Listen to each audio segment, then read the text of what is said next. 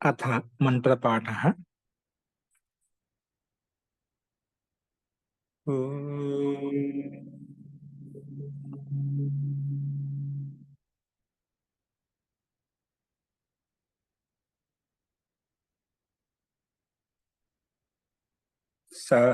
सहनाववतु सहनौ भुनक्तु सह वीर्यं करवावहै तेजस्विनावधीतमस्तु मा विद्विषावहै। ॐ शान्ति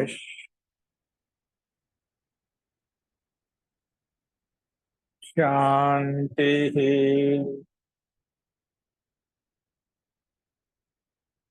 सर्वेभ्यो नमः। అందరికీ నమస్కారం అండి. మనము ప్రౌఢ రచనానువాద కౌముదిలో 26వ అభ్యాసం వరకు మనం చెప్పుకున్నాం.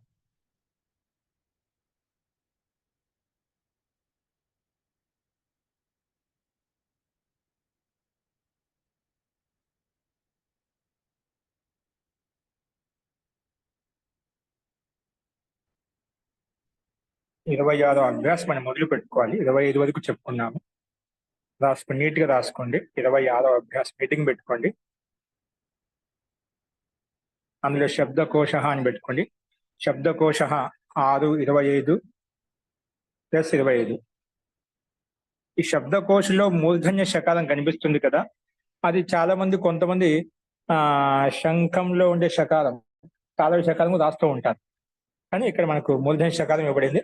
అంటే 2 రకాల రాస్తూ ఉంటారు, 2 రకాల ప్రయోగం ఉంది, ఇబ్బంది లేదు. కానీ ఇక్కడ మటుకు ఎలా ఉందో అలాగే రాస్తుంది. శబ్దకోశ 625 శబ్దాలు చెప్పుకున్నాము. ఈ అభ్యాసంలో 25 శబ్దాలు జోడించినట్లయితే మొత్తం 650 శబ్దాలు అవుతాయి.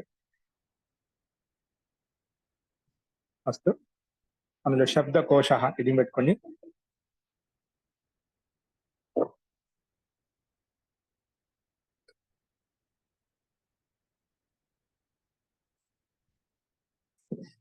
అందులో మొట్టమొదటి శబ్దం అన్నం. మొట్టమొదటి శబ్దం వచ్చి అన్నం. అన్నం అంటే అన్నము. అన్నం అంటే అన్నము. రెండో వచ్చి సస్యం. రెండో శబ్దం ఏంటి? సస్యం. సస్యం.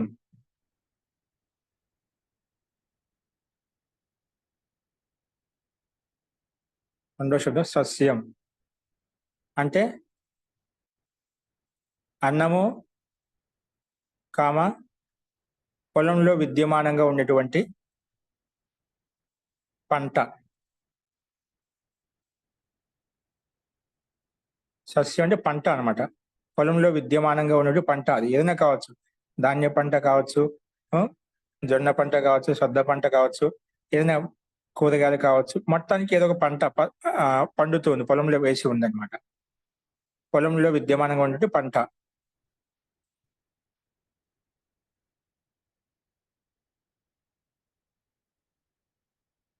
నెక్స్ట్ రాసుకోండి. ధాన్యం. ఒత్తు ధా. ధాన్యం అంటే ధాన్. అంటే ధాన్ అంటే ధాన్యం అని అర్థం. ధాన్యం అని అర్థం వస్తుంది. అది ధాన్యం అంటే అది సామాన్య సంజ్ఞ, అంటే సామాన్య వాచక శబ్దం. ధాన్యంలో ఏమేమి వస్తాయి? వడ్లు కావచ్చు, గోధుమలు కావచ్చు, ఇంకా పప్పు ధాన్యాలు కావచ్చు, అన్ని కూడా ధాన్యం కింద వచ్చేస్తా ఉంటాయి. తినటానికి ఉపయోగపడేటువంటి ధాన్యాలు ఏవైతే ఉన్నాయో అవన్నీ కింద సామాన్యంగా ధాన్యం శబ్దం ప్రస్తావించుకుంటాం. ధాన్యం అంటే ధాన్యము అంటే పొట్టు సహితంగా. ధాన్యం ఎలా ఉంటుంది? పొట్టు. ఇప్పుడు వడ్లు ఉన్నాయి, అక్కడ బియ్యంతో కాకుండా వడ్లు అక్కడ పొట్టుతో సహా ఉంటుంది. ఏదైనా పదార్థం అన్ని పొట్టుతో సహా ఉంటాయట. ధాన్యము పొట్టు సహితంగా. ఈ ధాన్యం ఏదైతే ఉందో అది పొట్టు సహితంగా ఉంటుంది. దాన్ని ధాన్యం అంటాం. ఏదైతే పొట్టు సహితంగా ఉంటుందో దాన్ని ధాన్యం అంటాం.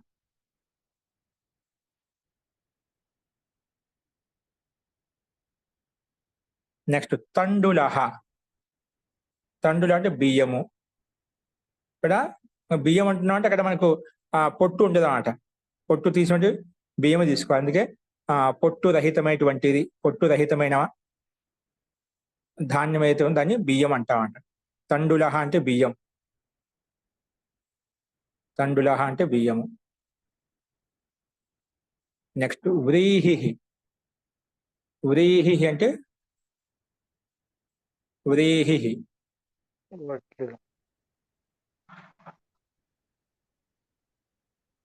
పుల్లింగము చావల్. ఈ వ్రీహి శబ్దం పుల్లింగ శబ్దం అండి. అంటే ఇక్కడ వ్రీహి అనేది ధాన్యం కాబట్టి చావల్ అని చెప్పాడు. చావల్ అంటే ఏమిటి? బియ్యం అన్నమాట. వడ్లు వస్తాయా? చావల్ లేవు, వడ్లు లేవు. ధాన్యం కింద రావాలి కదా మన చావాలంటే. రాదు. వడ్లు ఉంటే రాదు మహోదయ, బియ్యమే వస్తాయి. చావల్ అంటే బియ్యం కింద ఉపయోగిస్తాము. చావల్ అనేది ఇప్పుడు తండులమా సంస్కృతం అంటున్నాం, కానీ హిందీలో చావల్ లేవు అంటే బియ్యం తీసుకునే దాని అర్థం. అంటే రెండిట్లో వ్రీహి అంటే ధాన్య విశేషం, అది ఇక్కడ దీని అర్థంలో తీసుకుంటాం, బియ్య అర్థం తీసుకుంటాం. ఓకేనా? వడ్లు అంటే ఇప్పుడు ధాన్యం కింద వచ్చేస్తుంది. వడ్లు అనేది ఇప్పుడు పొట్టు సహితంగా అన్నాం, పొట్టు సహితంగా వడ్లు అన్నాం, పొట్టు సహితంగా ఉంటుంది, ఏదైనా కావచ్చు. అది పై శబ్దంతో వచ్చింది, ధాన్యం శబ్దంతో వచ్చింది అన్నమాట. అస్తు. వ్రీహి అంటే పుల్లింగ శబ్దం, ఇది బ్రాకెట్లు పెట్టుకోండి. దీని బియ్యం వచ్చి బియ్యం అని రాసుకోండి, బియ్యమే రాసుకోండి. చావలనే పదానికి అర్థం హిందీలో బియ్యమే వస్తుందన్నమాట. నెక్స్ట్ గోధూమ. గోధూమ, గోధూమ అంటే గోధుమలు, గోధూమ అంటే గోధుమలు.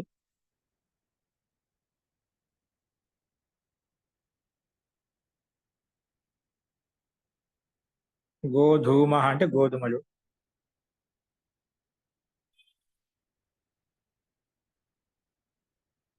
నెక్స్ట్ శనక, శనగలు, శనగపప్పు అంటాం కదా, శనక, శనగలు.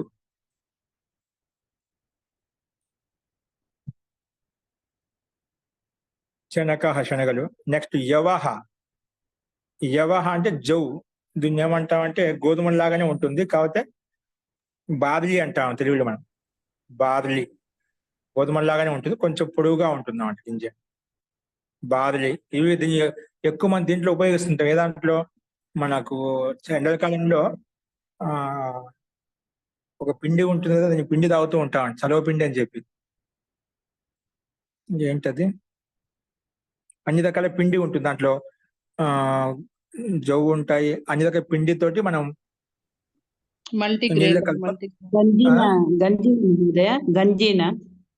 నేనే గంజి కాదు, అది ప్రసిద్ధమైంది, అందరం తాగుతూ ఉంటాం. అది బాగా ఎండాకాలం ప్రతి ఒక్కరిని తాగుతున్నా, అన్ని పిండి పట్టించుకొని తాగుతాం, పిండి కలుపుకుంటాం. దాన్ని జావా, రాగి జావా అంటారు. రాగి జావా అది కాకుండా బార్లీ నీళ్ళు అంటారు, బార్లీ వాటర్. అది కాదు, ఇంకో శబ్దం, మంచి శబ్దం ఉంది, అది మీకు తెలుసు. ఇది ప్రోటీన్ పౌడర్ అని అన్ని రకాల ధాన్యం, ఒక మంచి శబ్దం ఉంది, అది మీకు కూడా మనసుకు రావాలి ఇప్పుడు, కానీ ఉంది దాన్ని నాకు సుగంధి అని వస్తుందండి. సుగంధి కాదు, మిక్స్డ్ గ్రెయిన్ పౌడర్. అన్ని రకాల పిండి కలుపుకొని మనం దాన్ని చేసుకుని తాగుతుంటాం, నీళ్ళు పెట్టుకుని. ఎండాకాలం తాగుతాం, అది చలవ చేస్తుంది చెప్పి. అంటే ఇది ఒకటే జవ్వుతూ, అదే మీరు చెప్పండి, అన్ని రకాలు ఉంటాయి, సజ్జలు ఉంటాయి, రాగి ఉంటుంది, అన్ని రకాల పిండి కలిపి చేస్తామని. గంజి గంజి అండి, మల్టీగ్రెయిన్ పౌడర్ అంటారు. ఇంకా ఇంగ్లీష్ అవి నేనేం చెప్పుకోవచ్చు,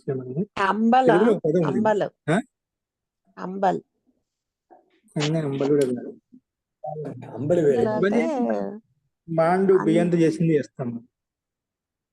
millets powder, multi millets powder, గంజి అండి, గంజి.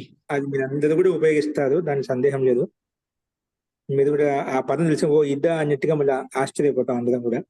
చూద్దాం ఆశ్చర్యం ఏంటో అని. గోధుమ గంజి కూడా కాదండి. నెక్స్ట్ రాసుకోండి, మాష.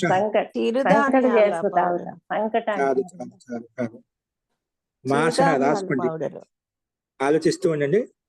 మాష కాదు, మాష కాదు కాదు, రాసుకోండి. మాష ఉడద్. ఉడద్ అంటే అలచందలు అంటాం. లేదు అలచందలు. మహోదయ, మినపప్పు మాష అంటే. మాష. మినుములండి, మినుములు. మినుములు అంటే చిన్నగా ఉంటాయండి, అది వేరు మళ్ళీ. మినుములు అయినా కొంచెం పెద్దగా ఉంటుంది, అది ఇదిగా ఉండి. మినపప్పే గురూజీ. మినపప్పు. మినపప్పు. అంటే మాషా భూపం అంటాం కదా. నెక్స్ట్ ముద్గహ, మూంగ్. ఇది ముద్గ అంటే మినుములు, అంటే ఇది మూంగ్ అంటామంట. మూంగును మినుములు అంటారు తెలుగులో. మూంగ్ కదాల్ అంటే మినుములు అని అర్థం. మినుములు అంటే గుండ్లు, మినపప్పు అంటే ఆ గుండ్లని మనం 2 భాగాలు చేసినట్లయితే మినపప్పు అవుతుంది. ముద్గ అంటే మూంగ పెసలు. దాల్ అంటే పెసరపప్పు మహోదయ. మూంగ్ దాల్ అంటే పెసరపప్పు మహోదయ. ఏంటండి? పెసరపప్పు. పెసలు. మూంగ్ అంటే పెసలు. పెసలా? అవును. ఓకే, మీకు ఈ విషయంలో మీరే ప్రామాణికం. ఓకే. మినుములు అంటే మినుములు కూడా మినుము పంట వేస్తూ ఉంటాం కాబట్టి మినుములకు పెసలకు తేడా ఉంటుందా? మూంగ్ దాల్ అంటే పెసరపప్పు. మహోదయ, మినుములేమో మనం ఈ ఇడ్లీలు, పెసలు ఉంటాయి, దోశలు గ్రీన్ గా వాటిలో ఉంటాయండి, గ్రీన్ ఆకుపచ్చగా ఈ ఉంటాయి, గ్రీన్ గా ఉంటాయి పెసరపప్పు పెసలు. పప్పు చేసుకుంటాము, లేకపోతే ఇంకా వేడిల్లో అప్పడాలు అవి ఇవి అలాంటివన్నీ తయారు చేస్తారు వాటితోటి. దీంట్లో మినుముల్లో రకాలు ఉంటాయి. కొన్ని నల్ల మినుములు ఉంటాయి, కొన్ని ఆకుపచ్చ వర్ణంలో ఉంటాయి, బిల్కుల్ ఆకుపచ్చని ఉంటాయి. లేదు మహోదయ, ఆకుపచ్చవే మహోదయ, అది ఆకుపచ్చవే పెసలు ఆకుపచ్చ మహోదయ. ఆకుపచ్చవేనండి, ఆకుపచ్చవే. ఓకే. ఆకుపచ్చవి పెసలు అంటారు, పెసలు. అరగంట అయిపోతుంది. ఓకే, నెక్స్ట్ మసూరహ. ఇది కంది బ్యాళ్ళు. మసూరహ కంది బ్యాళ్ళు.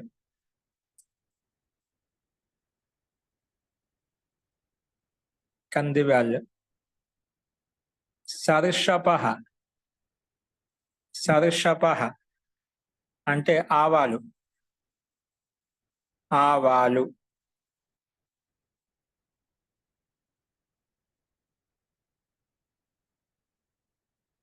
ఆవాలు. నెక్స్ట్ ఆడకి. ఇది స్త్రీలింగ మసూరహ శబ్దం. అంటే ఆడకి శబ్దము స్త్రీలింగ శబ్దం.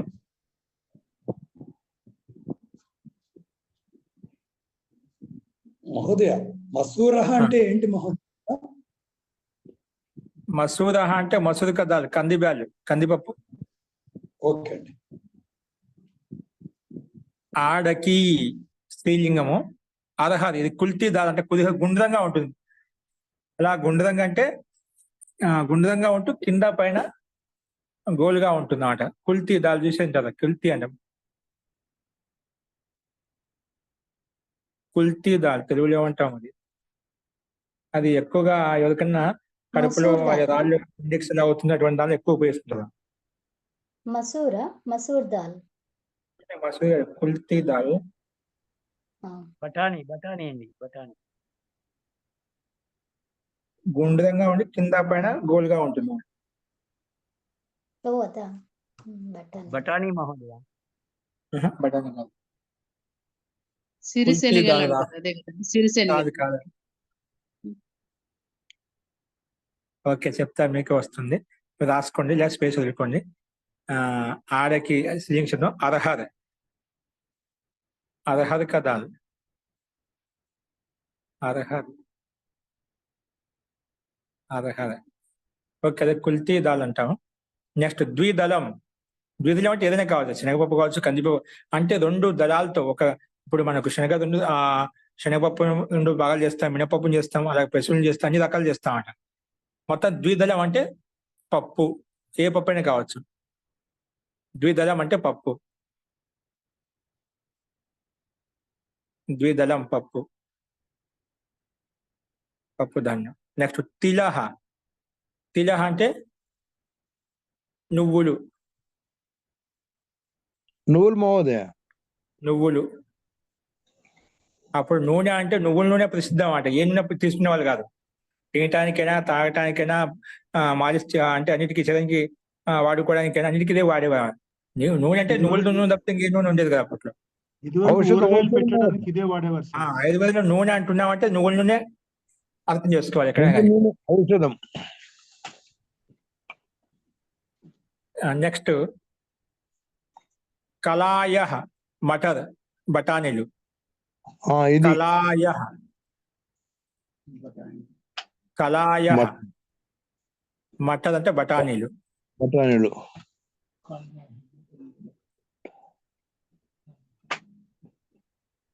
బఠానీలు. నెక్స్ట్ యవనాల జ్వార్, మీరు చెప్పేదా జ్వార్, రాగి జ్వార్ అంటామట. యవనాల అంటే జ్వార్. జ్వార్ అంటే జ్వార్ జొన్నలేమో కదండి. జొన్నలు మహోదయ. జొన్నలు తీసుకోవచ్చు. కాదు జవార్ అంటే జొన్నలు అంటే జొన్నలు కాదమ్మా, జొన్నలు అంటే జవార్ అని ఉంటారు. జ్వార్ అంటే ఆఢకి అంటే ఇవ్వండి తొగర్లు. పీజీఎన్పి అని ఇచ్చాడు ఇంగ్లీష్ లో. పీజీఎన్పి తొగర్లు ఏంటండి మళ్ళీ చెప్పండి గట్టిగా. తొగర్లు తొగర్లు తొగర్లు అంటాం కదా, తొగర్ పప్పు అంటాం కదా, తొగర్ గింజలు. తోరపప్పు అంటే కందులు మరి కందులు కూడా తొగరు అంటారు. అవునవును కందులా? అయితే నాకు డౌట్ వస్తుంది, కరహాలు అంటే కందులు కూడా వస్తుంది. మసూద్ అన్నా కూడా కందులే, మసూద్ కదా. అర్హర్ అంటే అర్హర్ కదా, కందులే వస్తాయండి. ఇది కూడా మసూర్ అంటే అది వేరు, అది సిరిశనగ పప్పు అంటారు. సిరిశనగ పప్పు అంటారు కదా, అది మసూర్ దాల్. అవును అవును. ఎర్రది పప్పు ఉంది కదా, ఎర్రగా ఉంటుంది కందిపప్పే, కొంచెం ఎర్రగా. అంటే అది కందిపప్పు లాగానే ఉంటుంది. అయితే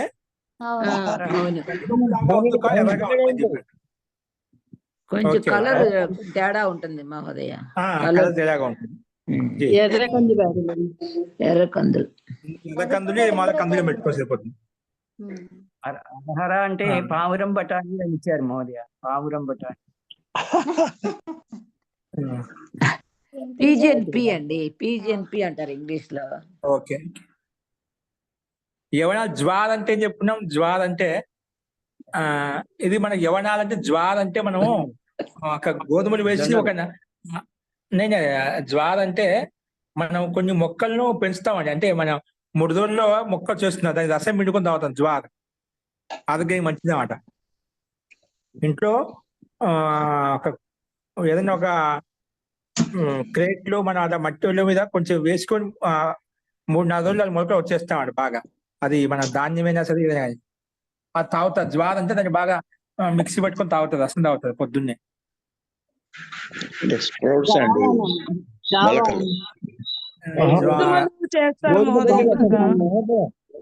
గోధుమ గడ్డి జ్వార్ రాసుకుని దాని మీనింగ్ వచ్చిందా రాసుకున్నాము. యవనాల పోటు అని ఇచ్చారు మహోదయ. పోటు అని ఇచ్చారు. అయ్యో మరి నాకు కూడా రావడం లేదు. చూద్దామండి, అది మనకు నెట్ లో కొట్టి డిక్షనరీ చూస్తే తెలిసిపోతుంది. నెట్ లోనే చూసి చెప్తున్నాను మహోదయ నేను. ఓకే అండి, నెట్ కన్నా మన సంస్కృత డిక్షనరీ చూద్దాం. ప్రియంగు, బాజ్రా, ఇవి సజ్జలు. బాజ్రా అంటే సజ్జలే కదా. బాజ్రా అంటే జొన్నలు మహోదయ. సజ్జలు అంటావా? సజ్జలే. జొన్నలు. బాజ్రా అంటే జొన్నలు. జోవార్ అంటే జొన్నలు. చిన్నగా ఉంటాయి. ఇది సజ్జలే తీసుకోవాలి. సజ్జలే తీసుకోవాలి. ప్రియంగు అంటే బాజ్రా అంటే సజ్జలు, ఇది చిన్నగా ఉంటుంది. పెరల్ మిల్లెట్స్ అంటారు. నెక్స్ట్ చూర్ణం, పిండి ఏదైనా కావచ్చు. ఆట అంటే పిండి. చూర్ణం అంటే పిండి, ఏదైనా పిండి కావచ్చు. చూర్ణం అంటే పిండి. పిండి గోధుమ పిండి, శనగపిండి, ఏ పిండిని తీసుకోవచ్చు. ఏదైనా చూర్ణం అనమాట. పొడి, చూర్ణం అంటే పొడి, పిండి ఏదైనా తీసుకుంటాం. శనగ చూర్ణం స్పష్టంగా చెప్పచ్చు. శనగ అంటే శనగపిండి తీసుకుంటాం. శనగ చూర్ణం మనం బజ్జీ చేసుకుని తింటూ ఉంటాం. శనగ చూర్ణం. మహోదయ ప్రియంగు అంటే రాగులు అని ఉంది మహోదయ. రాగుల రాగు అది సొద్దలు కూడా కాదు, రాగులు. రాగుల సొద్దలు ఉంటాయి.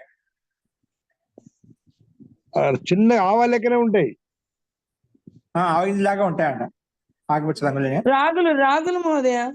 అవును, రాగులు. రాగులే అయితే రాగులే. రాగులు, తైదలు, సామలు. తైదలు, ఓకే, అది కూడా తైదలు కూడా అంటారు. మిలెట్స్ బాజ్రా మహోదయ, కదండి. తెలుగులో మిలెట్స్ బాజ్రా అంటారు, అని ఇచ్చాడు హిందీలో. చిరుధాన్యాలు అంటారు తెలుగులో. చిరుధాన్యాలు అంటారు తెలుగులో. ఓకే, ఉండొచ్చు బహుశా. నెక్స్ట్ చూడండి, మిశ్ర చూర్ణం అంటే కలిపిన చూర్ణం, అంటే అనేక రకాల ధాన్యపు గింజల పొడి అన్నమాట. సజ్జలు, రాగులు, అలానే జొన్నలు, జొన్న పిండి, రాగి పిండి అని కలుపుతామట.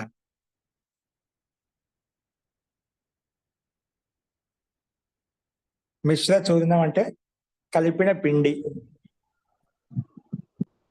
కలిపిన అంటే అన్ని రకాల కలిపిన పిండి, అన్ని రకాల కలిపిన పిండి. మల్టీగ్రెయిన్. ఇంగ్లీష్ మీకు ఆ రకంగా అర్థమైతే తీసుకోవచ్చు, పర్వాలేదు, తీసుకోమని. కలిపిన పిండి. నెక్స్ట్ అనుహు. ఈ అనుహు శబ్దం పుల్లింగ శబ్దం, ముందు అది పెట్టుకోండి, పుల్లింగం బ్రాకెట్ పెట్టుకోండి. అనుహు పుల్లింగం. అనుహు అంటే చూడు, ఇక్కడ బాస్మతి చావల్ కోసం అను శబ్దం వచ్చింది. బాస్మతి చావల్ బాగా ఇదిగా ఉంటాయి, ఎక్కడ మనం బిర్యానీలు ఎక్కువ వాడుతూ ఉంటాం అన్న, దానికి డిమాండ్ ఎక్కువ, రేట్ ఎక్కువ, పొడువుగా ఉంటుంది గింజ. అణువు అంటే బాస్మతి చావల్సు. అణువు అంటే మనకి ఏదో అర్థం ఎంత త్వరగా అర్థం కాదు. అణువు అంటే ఏదో సూక్ష్మ అణువు, పరమాణు అని అర్థం తీసుకుంటాం. ఇక్కడ అణువు అంటే బాస్మతి చావల్, బాస్మతి బియ్యం.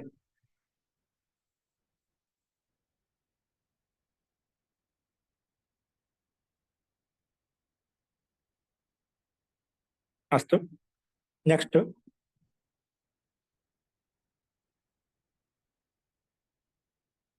బాగా శుద్ధ కంకి అంటాం, శుద్ధ కంకి అంటాం, సజ్జలు కాకుండా శుద్ధ కంకి అంటాం. అస్తు. శ్యామాకః. శ్యామాకః. శ్యామాకః. శ్యామాకః.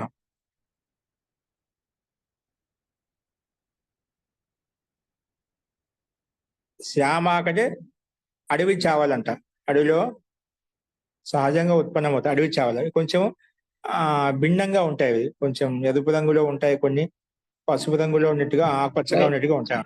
ఎరుపు రంగు ఎక్కువగా ఉంటాయి. వైల్డ్ రైస్ అంటారు ఇంగ్లీష్ లో, వైల్డ్ రైస్. అడవి చావల్ అంటాం, అడవి చావల్.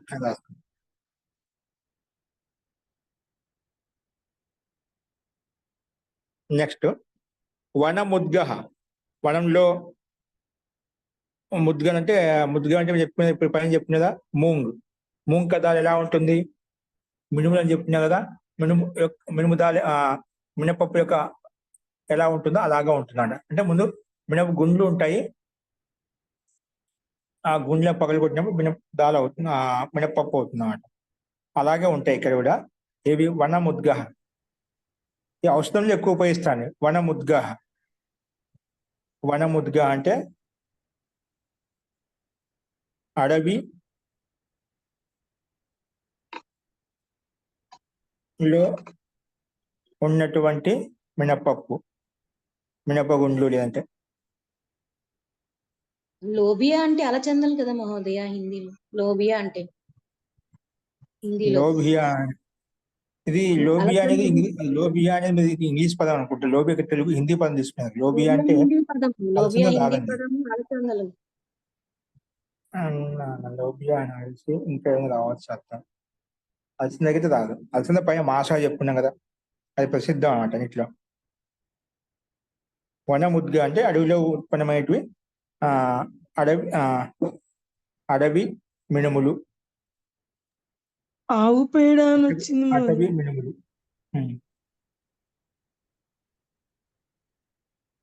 నెక్స్ట్ రసవతి. రసోయి అన్నిట్లు ఇవన్నీ చేసే వాళ్ళు ముందు కావాలి కదా, అందుకే రసవతి అని చెప్పారు స్త్రీలింగంలో. రసోయి అంటే వంట చేసే స్త్రీ, రసవతి అంటామంట. పాచిక అని ఒక శబ్దం ఉపయోగిస్తాం. పాచక పుల్లింగం, పాచిక స్త్రీలింగం. అలా పాచిక అనకుండా రసవతి, రసయుక్తమైన వంటకాలు చేస్తుంది రసవతి అని చెప్పారు. రసవతి, రసోయి. రసోయి అంటే వంట మనిషి.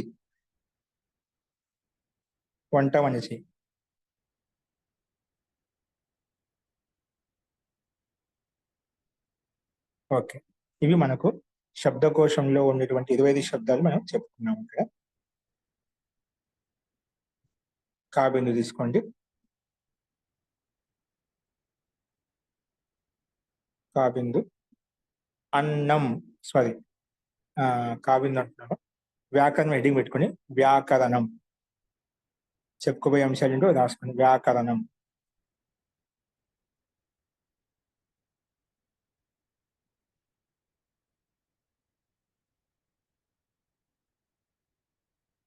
పయాముచ్, జలముచ్, పయాముచ్ అనేవి శబ్దాలు అండి. ఇది పయాముచ్ శబ్దం అన్నమాట. ఇక్కడ పయాముచ్, పయాముచ్, పయోముచ్. పయోముచ్ ఉండాలనా? పుస్తకంలో అదే ఉంది. ఓకే, పయోముచ్ కరెక్ట్. కింద కూడా మనకు సంకేతం కనిపిస్తుంది. పయోముచ్ శబ్దం. జలముచ్చు, పయముచ్చు అనుకున్నాను. పయోముచ్చు. ఓకే, పయోముచ్చు కామ వణిజ్, వణిజ్ లేదా, యా అంటే లేదా. పయముచ్చు కామ వణిజ్ కామ లేదా పాదాతు. ఇక ధాతులు ఏవైతే అన్ని సంస్కృతం రాసుకోండి. ఎలా ఉన్నాయి అట్లా రాసుకోండి. మీకు తెలుగులో మ్యాటర్ ఏది చెప్తే అది మాత్రమే మీరు తెలుగు రాసుకోవాలి. మిగతా ఇక్కడ ఏదైతే పా ధాతు ఉంటే అక్కడ పా ఎలా ఉందో అలాగే తెలుగు రాసుకో పా అని చెప్పి సంస్కృతంలోనే రాసుకోవాలి. పా ధాతు. అలాగే సమాసాంత ప్రత్యయాలు. గతంలో ఏకశేష సమాసం చెప్పుకున్నాం. ఇక్కడ సమాసానికి అంటే సమాసం చేసిన తర్వాత ఏ ప్రత్యయాలు వస్తాయి ఆ ప్రత్యయాల గురించి చెప్పుకుంటాం. సమాసాంత అంటే సమాసానికి అంతిమంలో వచ్చే ప్రత్యయాన్ని సమాసాంత ప్రత్యయం అంటాము. ఏం చెప్పుకున్నాము? సమాసానికి అంతిమంలో వచ్చే ప్రత్యయాన్ని సమాసాంతం. ఓకే, సమాసాంత ప్రత్యయం. సమాసాంత ప్రత్యయాలు అన్నారు. సమాసాంత ప్రత్యయాలు కాదు, సమాసాంత ప్రత్యయ. సంస్కృత పదాలు కదా. సమాసాంత ప్రత్యయా బ్రాకెట్ లో చేసుకోండి. పయోముచ్చు, వణిజ్ లేదా పాదాతు సమాసాంత ప్రత్యయా బ్రాకెట్ లో చేసుకోండి. ఇప్పుడు ఒకటో బిందు రాసుకోండి. దాంట్లోనే పయోముచ్చు కామ వణిజ్ ఈ రెండు శబ్దాల యొక్క రూపాలను స్మరించండి. పయోముచ్చు కామ వణిజ్ శబ్దాల యొక్క రూపాలను పూర్తిగా స్మరించండి. శబ్దాల యొక్క రూపాలను పూర్తిగా స్మరించండి. శబ్దాల యొక్క రూపాలను పూర్తిగా స్మరించండి.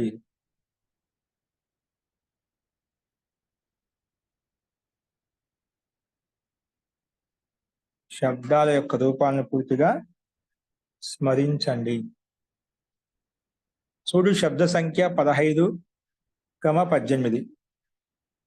చూడు శబ్దాల సంఖ్య, శబ్దాలు కాదు. చూడు శబ్ద సంఖ్య అంటే పయోముచ్చు వణిజ్ ఈ శబ్ద రూపాల సంఖ్య అంతా 15, 18 అంట. శబ్ద రూపాలు వెనక వైపున పరిశిష్టంలో క్రమంగా ఇచ్చారు 1, 2, 3 అని. అందులో ఇది 15వ శబ్దము పయోముచ్చు, 18వ శబ్దము వణిజ్ శబ్దం అనమాట.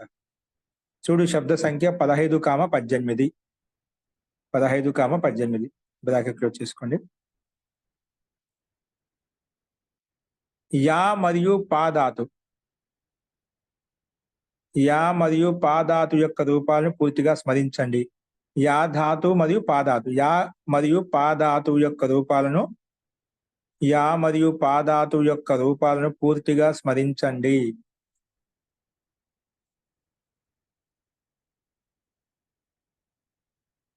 యా మరియు పాదాతు యొక్క రూపాలను పూర్తిగా స్మరించండి.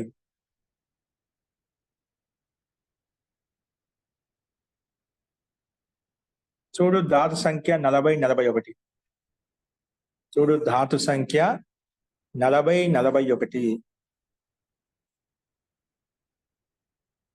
చూడు ధాతు సంఖ్య 40, 41.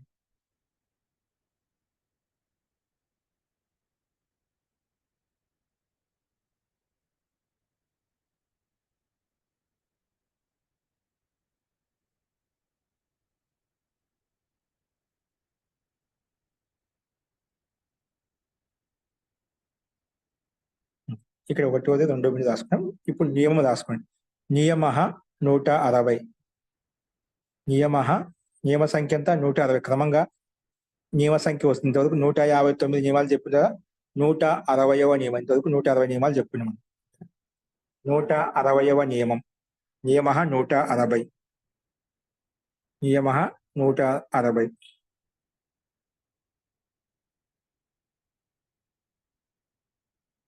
సమాసాంత ప్రత్యయం. సమాసాంత ప్రత్యయం. ప్రత్యయం సమాసాంత ప్రత్యయ్. అలా ఎలాగుందో అలా రాసుకోండి. సమాసాంత ప్రత్యయ్ బ్రాకెట్లు పెట్టుకోండి. సమాసాంత ప్రత్యయం అంటే సమాసానికి అంతిమంలో వచ్చే ప్రత్యయని సమాసాంత ప్రత్యయం అంటారన్నమాట. సమాసాంత ప్రత్యయ్.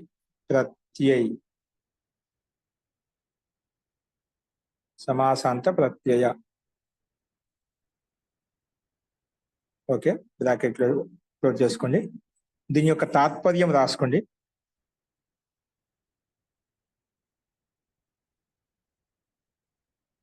ఈ క్రింద చెప్పిన స్థానాల యందు, ఈ క్రింద చెప్పేటువంటి స్థానాల యందు,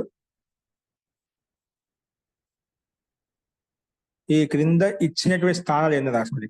ఈ క్రింద ఇచ్చినటువంటి స్థానాల యందు, ఈ క్రింద ఇచ్చినటువంటి స్థానాల యందు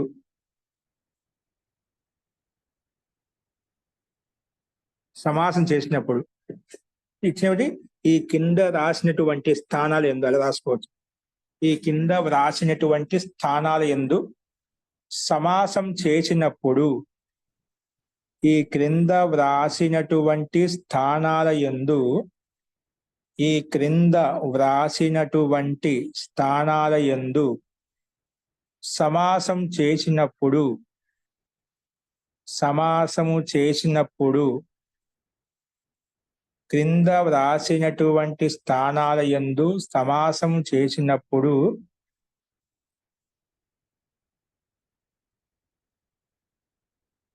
అంతిమంలో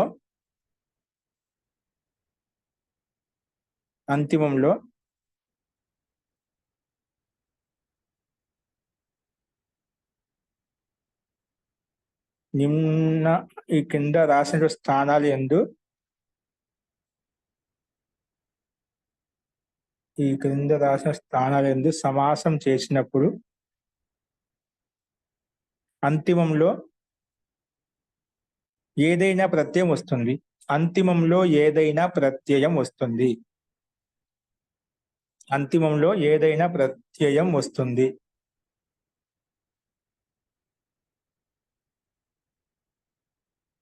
ఏదైనా ప్రత్యయం వస్తుంది.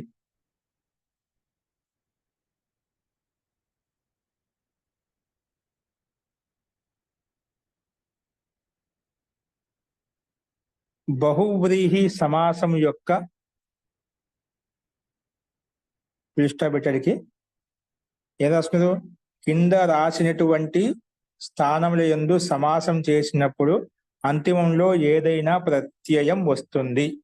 అంతిమంలో ఏదైనా ప్రత్యయం వస్తుంది. ఇది దాని గురించి కొంచెం రాసుకుందాం. ఇంకా చెప్తున్నా, ఏం చెప్తున్నా రాసుకోండి.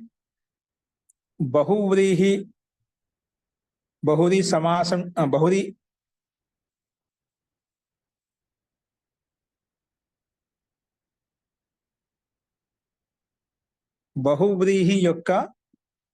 బహువ్రీహి యొక్క సమాసాంత ప్రత్యయం కోసం, బహువ్రీహి యొక్క సమాసాంత ప్రత్యయం కోసం, బహువ్రీహి యొక్క సమాసాంత ప్రత్యయాల కోసం రాసుకోండి. బహువ్రీహి యొక్క సమాసాంత ప్రత్యయాల కోసం చూడు నియమం 151 మరియు 152. బహువ్రీహి యొక్క సమాసాంత ప్రత్యయాల కోసము చూడు నియమం 151 మరియు 152.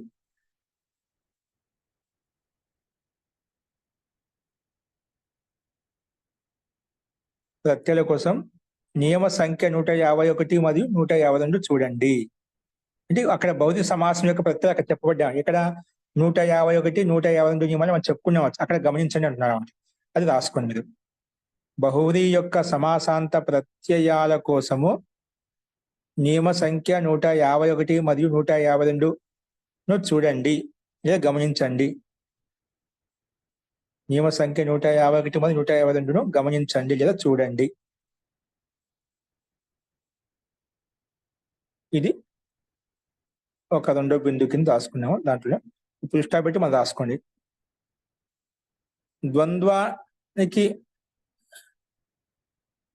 ద్వంద్వం యొక్క సమాసాంత ప్రత్యయాల కోసం ద్వంద్వం అంటే ద్వంద్వం యొక్క సమాసాంత ప్రత్యయాల కోసం ద్వంద్వం అంటే ద్వంద్వ సమాసం, బహువ్రీహి అంటే బహువ్రీహి సమాసం అన్నమాట.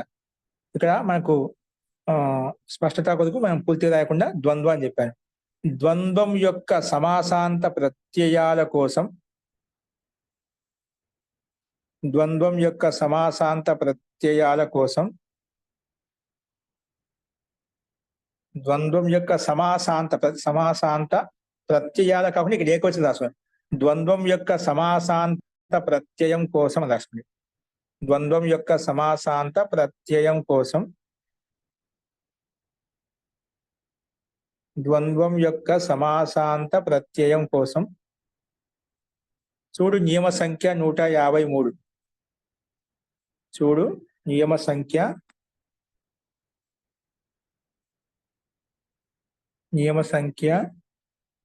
153.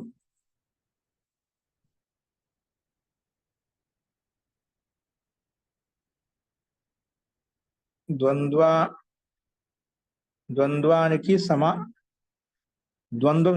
ద్వంద్వం యొక్క సమాసాంత ప్రత్యయాల కోసం ద్వంద్వం యొక్క సమాసాంత ప్రత్యయం కోసం ఏకవచనం రాసుకొని చెప్పాను. ద్వంద్వం యొక్క సమాసాంత ప్రత్యయం కోసం నియమ సంఖ్య 153 చూడండి.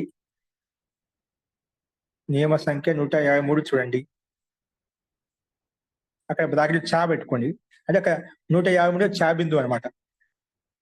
150 చాలా క గ అని ఉన్నాయట, అదే చా అని పెట్టాయంట.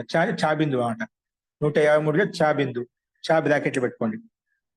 అంటే 153 ఓపెన్ చేస్తే మీకు చా బిందు అక్కడ కనిపిస్తుంది అన్నమాట. ఓకే, ఇది మనకు 160 నియమం గురించి కొంచెం సంక్షేపంగా. సమాసాంత ప్రత్యయాలు అంటే ఎక్కడ ఉంటాయంటే ద్వంద్వ సమాసానికి బహుళీ సమాసానికి అంతిమంలో వచ్చే ప్రత్యయాలు ఏవైతే ఉన్నాయో అవి 151, 152 అలాగే 153 నియమాలు క్రమంగా ఇవ్వబడ్డాయి. అక్కడ చూడమని చెప్పారు, అది గమనించండి. ఫస్ట్ ఇప్పుడు ఇందులోనే ఒకటో బిందు రాసుకోండి. ఒకటో బిందు ఈ 160వ నియమానికే సమాసానికి అంతిమంలో వచ్చే ప్రత్యయం సమాసాంత ప్రత్యయం అని చెప్పుకున్నాము. అవి ఎక్కడ వచ్చారంటే బహుళీ సమాసానికి ద్వంద్వ సమాసానికి కావాల్సిన ప్రత్యయాలు ఎక్కడ ఉన్నాయంటే 151, 152, 153లో ఉన్నాయని చెప్పాము. ఇప్పుడు ఇంకా వాటి గురించి తెలుసుకోవడం కొరకు ఒక్కొక్క ఎక్కడెక్కడ ఈ సమాసాంత ప్రత్యయాలు వస్తాయి అనేటివి ఇక్కడ మనకు ఒక్కొక్క బిందు రూపంలో చెప్పబడుతుంది. అందులో ఒకటో బిందు రాసుకోండి. 160వ నియమానికి ఒకటో బిందు. రాజాః సఖిభ్యష్టచ్. రాజాః సఖిభ్యష్టచ్. రాజాః సఖిభ్యష్టచ్.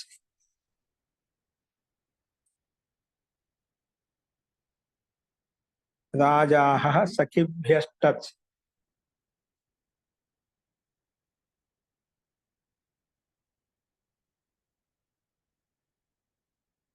ఇది సూత్రం మనకు. అంటే ఇది సమాసం చేసిన తర్వాత వచ్చి అంతిమంలో తీసుకొచ్చే టచ్ ప్రత్యయం. సమాసం చేసిన తర్వాత ఆ సమాసానికి అంతిమంలో టచ్ ప్రత్యయం తీసుకొస్తుంది ఈ సూత్రం. రాసుకుంది ఒక తాత్పర్యం. రాజాః సఖిభ్యష్టచ్. సూత్రం బ్రాకెట్ పెట్టుకోండి. దీని ఒక తాత్పర్యం రాసుకోండి.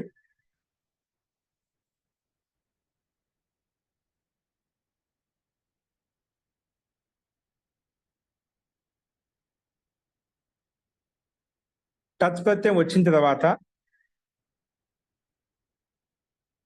టచ్ ప్రత్యయం వచ్చిన తర్వాత టచ్ ప్రత్యయం వచ్చిన తర్వాత టచ్ ప్రత్యయము టచ్ ఇన్వర్టెడ్ కామాస్ పెట్టాము. ఇది టచ్ ఎలా ఉందో రాసుకోండి. టచ్ ప్రత్యయం వచ్చిన తర్వాత సమాసానికి అంతిమంలో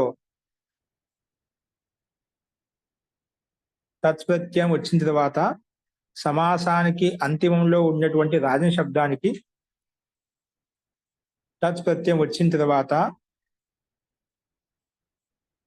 సమాసానికి అంతిమంలో ఉన్నటువంటి రాజని శబ్దానికి టచ్ ప్రత్యయం వచ్చిన తర్వాత సమాసానికి అంతిమంలో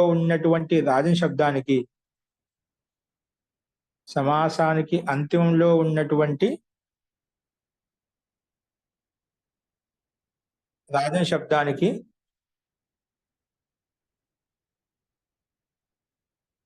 రాజన్ శబ్దానికి రాజ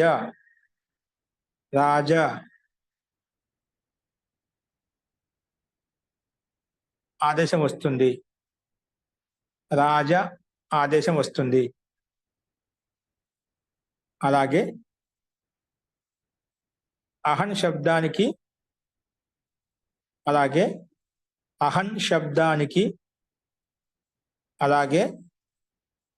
శబ్దానికి అహ లేదా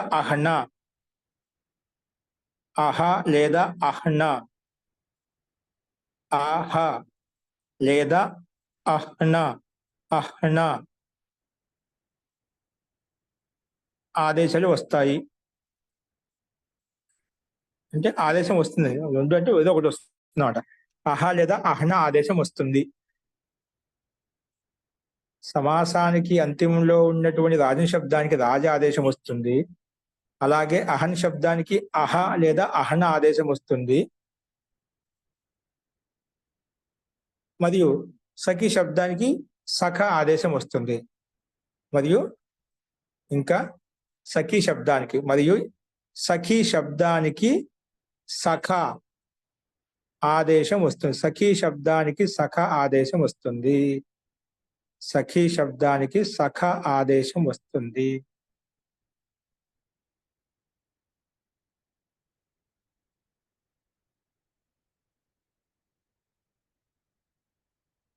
రాసుకోండి దీనికి ఉదాహరణలు. ఇంకా దానికి ముందు ఉదాహరణ రాసుకోండి. ఇప్పుడు ఏం చెప్పుకున్నాం? సమాసం చేశాము. సమాసం కనీసం అంటే 2 పదాలు లేదా అంతకన్నా ఎక్కువ ఉండాలి. 2 పదాలు చేసినప్పుడు పూర్వ పదం అంటూ ఉంటుంది, ఉత్తర పదం ఒకటి ఉంటుంది. ఉత్తర పదం ఏదైతే ఉందని అంతిమం అంటామాట. అది సమాసాంత పదం అన్నమాట.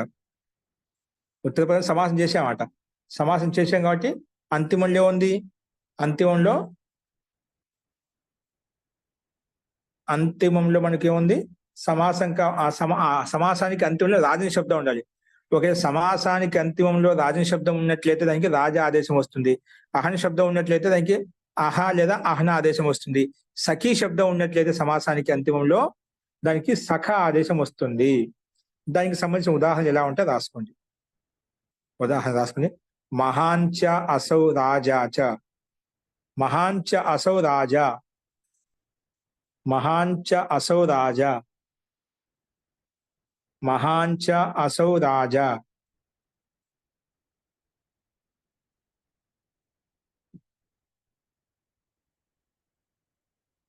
మహాంచ అసౌ రాజా.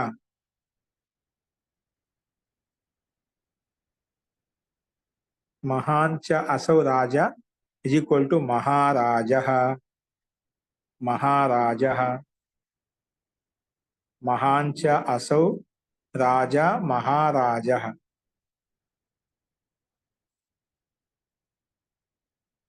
మహాంచ అసౌ రాజా మహారాజ. మహారాజన్ శబ్దం, మహాపూర్వ పదం, రాజన్ ఉత్తర పదం అంట. మహారాజన్ ఇది సమస్త పదం అంట, ఇది సమాసాంత పదం. ఆ సమాసాంత పద రాజన్లో ఉండే శబ్దానికి రాజ ఆదేశం వచ్చింది. అందుకే మనకు సమాస్త పదం వచ్చింది. సమస్తం అంటే కలిపిన శబ్దాన్ని సమస్త పదం అంటాం. అందుకే మహారాజ అలా వచ్చింది. మహాంచ అసౌ రాజాచ ఇజ్ ఈక్వల్ టు మహారాజ. మహాంచ అసౌ రాజా, చా శబ్దం పెట్టుకోవచ్చు, పెట్టుకోకుండా పర్వాలేదు. మహాంచ అసౌ రాజా మహారాజ. అలాగే దేవశ్చ అసౌ రాజాచ, దేవశ్చ అసౌ రాజా దేవరాజ. దేవశ్చ అసౌ రాజా దేవరాజ. దేవశ్చ అసౌ రాజా దేవరాజ. నెక్స్ట్ ఉత్తమం అహహ. నెక్స్ట్ ఉదాహరణ ఉత్తమం అహహ ఉత్తమాహ. ఉత్తమం అహహ ఇజ్ ఈక్వల్ టు ఉత్తమాహ. ఉత్తమం అహహ ఇజ్ ఈక్వల్ టు ఉత్తమాహ. ఉత్తమం అహహ ఇజ్ ఈక్వల్ టు ఉత్తమాహ.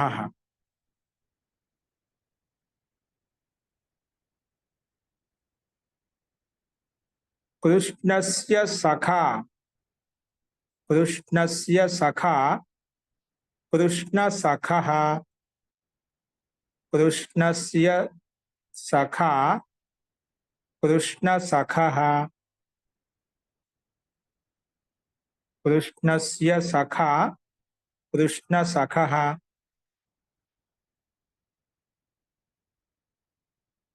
కృష్ణస్య సఖా కృష్ణ సఖః.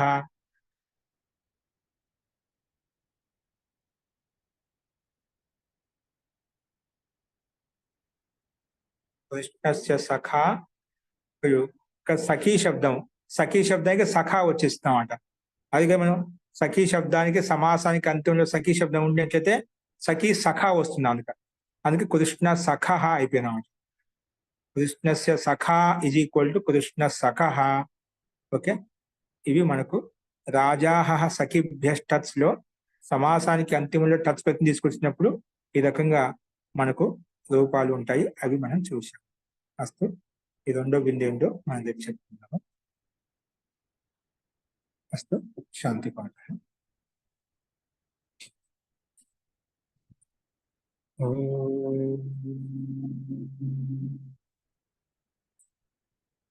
సర్వే భవంతు సుఖినః, సర్వే సంతు నిరామయాః, సర్వే భద్రాణి పశ్యంతు, మా కశ్చిత్ దుఃఖభాగ్ భవేత్.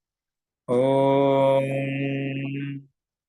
శాంతి శాంతి శాంతి. సర్వేభ్యో నమః. అందరికీ నమస్కారం అండి. నమస్కారం మహోదయ. నమస్తే మహోదయ.